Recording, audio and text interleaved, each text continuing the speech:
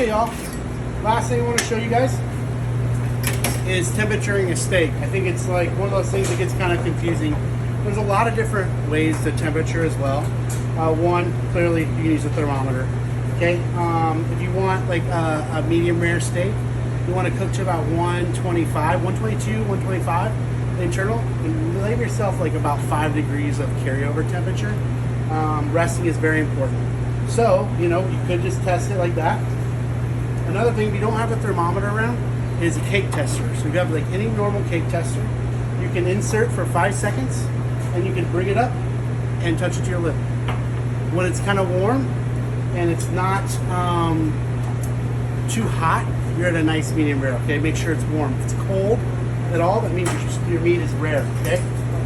The last way to do it is there's 2 different ways you can do it on your hand, and it kind of shows you temperature-wise. One is the palm of your hand. Okay. So if you touch it the most firm point, that's a well done steak. Move it about 1/4 of an inch over, that's a medium well.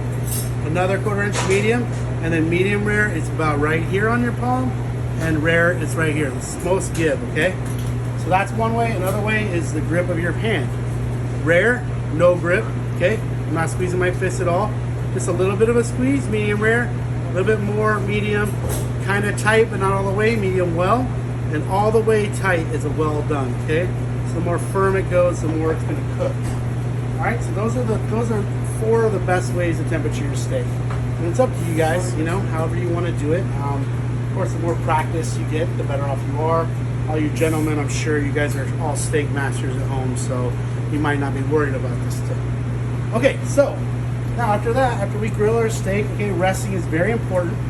Okay, so our rest period should be at least 5 minutes. And the whole thing about it is it's all about our juice distribution.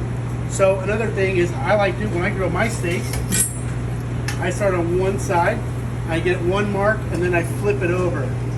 And I get a mark, and then I come back and I cross hatch.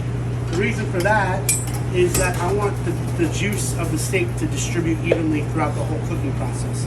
It helps with the tenderness of the steak. But also, like, I just think it's a better cook all in all. Instead of like cooking all one side, cross hatching, and then flipping, and then you get a very uneven cook on both sides.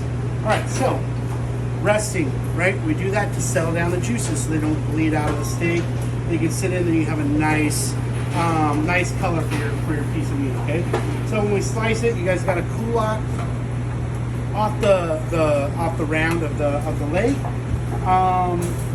Some steaks like you want to bias, some you don't, and it's all about that grain. So our grain is running this way. Okay. We want to make sure we slice against the grain. Slight angle on this guy because the grain's kind of running like this. So immediately across the grain is going to be a slight angle. And it's kind of like in steak. And then I think a little bit thicker so you can have a little bit of a bite with this guy is good. Okay? Okay. So there we go. What we want is right here. Okay? So it's red, medium rare, red all the way throughout the middle, okay, with a nice pink exterior, okay? So if you can see, pink exterior, perfect red in the middle, not raw, but warm center, okay?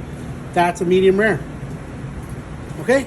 I hope all these things help you guys, and I hope you guys have a great Valentine's Day, and have fun cooking at home. Let us know how it goes.